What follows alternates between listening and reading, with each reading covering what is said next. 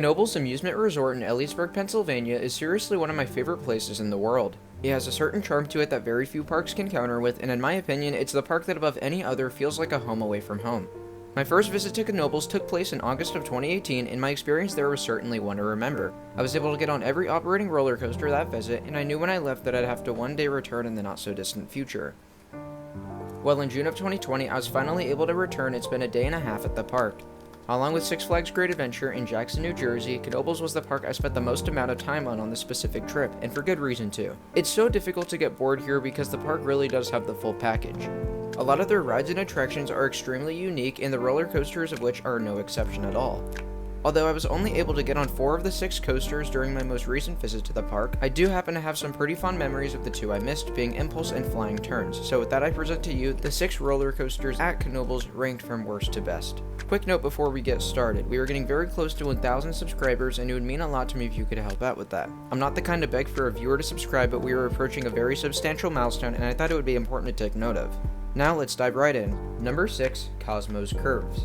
Kozmo's Kurves is the smallest of the park's several roller coasters, but it's surprisingly still notable, especially for the type of ride that it is. The coaster is an E&F kiddie ride that provides a lot of airtime and laterals. No, I'm not kidding. Kozmo's Kurves is probably one of the most aggressive kids coasters I've ridden to date.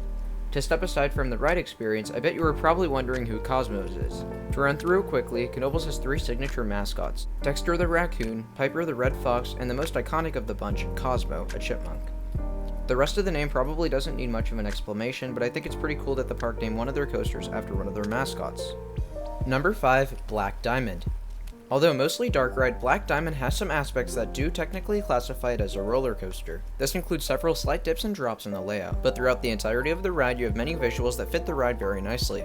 Black Diamond is themed around the haunted coal mines of Pennsylvania, and this is evident in the theming if you pay close attention. Although I didn't remember much from my one ride in 2018, I was very impressed when rewriting it this year. I couldn't believe how many minor details they just throw at you, all of which complement the ride's major thematic elements very well. I won't spoil what these are exactly, but if you are planning to get on Black Diamond for your first ever time soon, just know you are in for a wacky yet fun dark ride roller coaster hybrid. Number 4, Flying Turns. One of the most unique roller coasters I've ever ridden is Flying Turns, a ride that is quite literally a one of a kind. To this day, it's the only wooden bobsled coaster that's in operation, and it took many years of construction before it was finally able to open. Knoebels had to put a ridiculous amount of time and effort into getting this ride operating reliably and safely, but they finally made it. They advertise it as being a quote-unquote trackless roller coaster, and you'd be surprised if you hadn't heard of it before, but it's exactly that. So, who built this ride? It was actually the park themselves. With this being such an ambitious project, Knoebels were the ones that had to step up and really make a name for themselves here. As for the actual experience, it's so smooth, so much fun, and it's so different from any other coaster on the planet. I've been on steel bobsled coasters before too, but even those feel quite literally nothing like Flying Turns. I really can't wait to get back on this ride when it's done with its retracking. Number 3, Impulse. Yet another very unique roller coaster is Impulse, the world's only non-launched zero tower coaster. Many people had mixed feelings about this ride when it was being built, and I admit it was probably a risk seeing as the park has a very relaxed, classic atmosphere. Well, somehow, Knoebels opened Impulse in 2015 and managed to fit it nicely and comfortably into the front of the park. I found the ride to be a lot of fun and very comparable to a Gerstlauer or Eurofighter. Between the tight turns, many inversions, and steep drop, it's no wonder why either. It's definitely a bit of an oddball in the park's lineup, but they made it work and it turned out to be a lot more successful than many were expecting. Number 2, Twister. You'd think that the uniqueness of their coasters would be coming to a close, but Twister fits right in and works very well as a contrast to the number 1 spot on this list. The ride is a monstrous wooden roller coaster that once again was built by the park themselves. The layout consists of many twists, turns, and laterals, but what differentiates it from other wood coasters is the very strange lift hill sequence.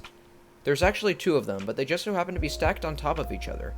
This is so that riders can be lifted to Twister's max height of approximately 100 feet in a very compact manner. Aside from this, the ride specializes in the aforementioned lateral G-force department.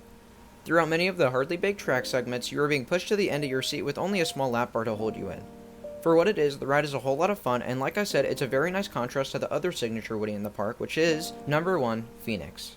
Phoenix is known by many to be one of the greatest wooden roller coasters in the world. It has had quite the significant history too, opening at the now defunct Playland Park in 1985 in San Antonio, Texas, and relocating to Knoebels in 1985. During its life at the park, it's won many Golden Ticket Awards ever since. Why is this?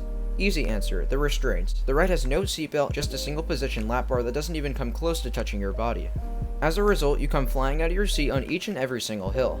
The way this ride throws your body upwards is wild and makes for sensations that are some of the most fun you could find on any coaster. The classic out and back layout provides a very enjoyable ride experience, but still I, along with many other enthusiasts, will tell you that Phoenix is severely overrated by the Golden Tickets.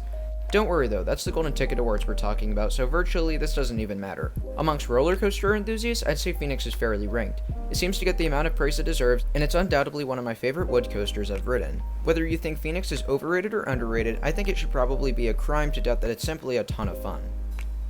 Thank you so much for watching this video.